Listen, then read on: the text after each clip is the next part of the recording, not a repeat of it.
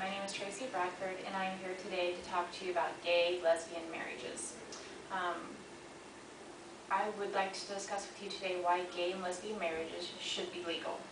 I am going to go through the pros and the cons, and I am sure by the time I'm done with my speech, you will either agree with me or I will at least make you think about this in order to change your mind whether you are against it or for it. I think you will be definitely for a gay lesbian marriage when I'm done with my speech today. Gay lesbian marriage should be legal because of insurance benefits and the right to be legal parents to children. Let's start off with the arguments against gay lesbian marriages. It is said that same-sex couples aren't the optimum environment to raise children. Society does allow let's start with what society does allow with marriages and children.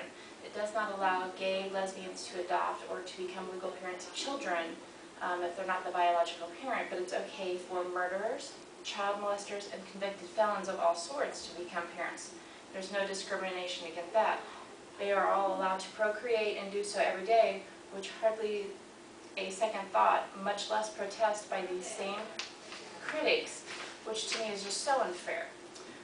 Gay relationships are immoral. Says who? The Bible. This is very controversial, but I wanted to touch on as many topics as I could.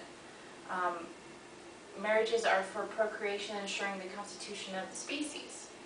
If that is the case, why infertile couples are allowed to marry? Because gay lesbians cannot reproduce themselves, they should not be allowed to get married, but yet females who cannot get pregnant, or males who do not produce enough sperm and cannot bear a child, it's okay for them to marry, but not gays. It's just too controversial there as well.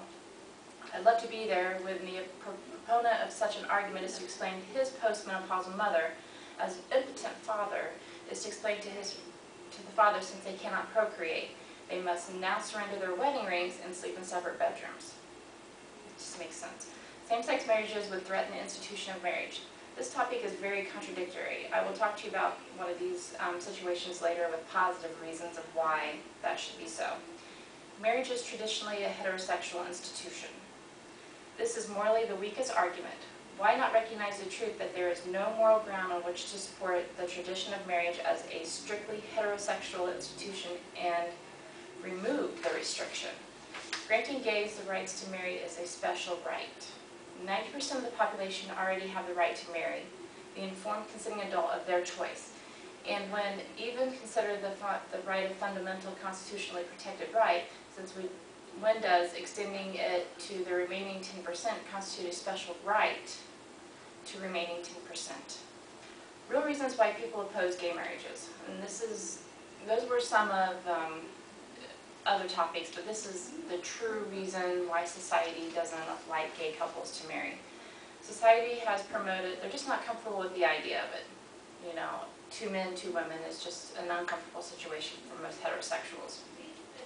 Society has promoted the idea that a marriage between members of the same sex is ludicrous, mainly because of the objections raised above. If it offends everything religion stands for, whose religion? Most religions are unopposed to gay marriage, and many actually favor it. Marriage is sacred.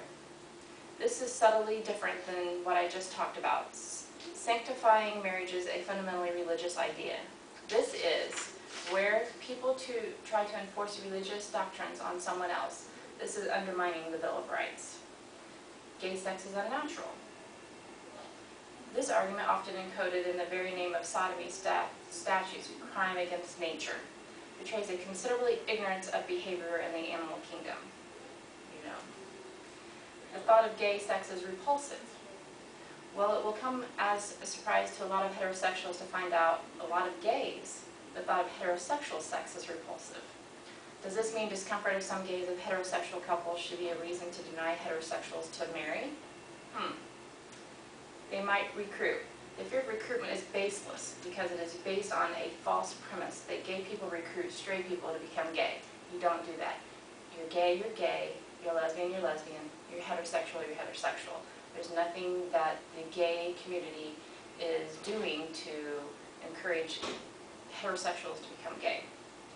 Why is this a serious civil rights issue? This is referring to the matter of civil justice that could be quite threatening and life-damaging, even life-threatening consequences. Now let's talk about the positives of gay marriages. And this is one instance here in the state of Vermont. Gay, lesbian marriages are legal. They get adoption laws to their benefit, group insurance, family leave benefits, spouse abuse. And I'm going to go over some of these here. The benefits of an assumption of spouse pension, bereavement leave, insurance breaks, sick leave for the care of their partner, tax breaks, automatic inheritance, child custody. I cannot stress how important that is. And joint adoption and foster care, that is so important. Medical decisions on behalf of partner, certain property rights, visitation of partners' children, wrongful death benefits. It's an endless list of the benefits for gay and lesbian marriages. As you can see, it's very important to legalize same-sex marriages. I want to share with you briefly a personal story of mine, a lesbian couple that I knew very well. They, lesbian couple got together and had been together several years, very happy home, both had good jobs, and they decided to have children. So one of the females decided to do artificial insemination, carried a child, gave birth, loved the child, both great parents, decided to have another child, did the same thing, artificial insemination, had another child, doing wonderful. The biological mother came down with an illness and then turned to be brain cancer. She took a turn for the worse very quickly, so it was very hard for her partner to accept that she was dying, and they had 2 small children.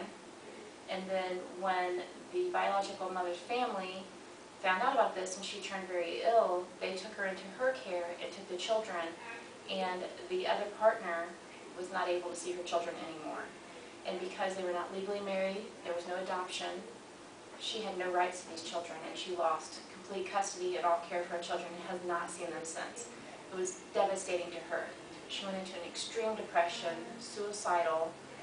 Thank goodness she did not commit suicide, and she's still with us today, but she is, for the last 5 years, in severe depression. And it just breaks my heart to see that. If legal marriage was available for gay lesbians and for adoption rights and foster care, then she would have her children, and that's where they should be, and I know her partner would want them with her, and that just breaks my heart. So please, please, please, I'm just asking everybody to consider the benefits of gay-lesbian marriage. You may not agree with it. No, you do not have to marry a gay or lesbian. However, it would be wonderful for the support for them. Just seeing this couple go through this, and Linda herself go through this, it just broke my heart. And you know, I never thought about it before, but after hearing their story, I completely, heartily agree that Linda should have her children. And I want to thank you for coming today, and I want to hope that I have at least put a little idea in your mind to consider gay lesbian marriages and allow them to marry as we do heterosexuals. Thank you.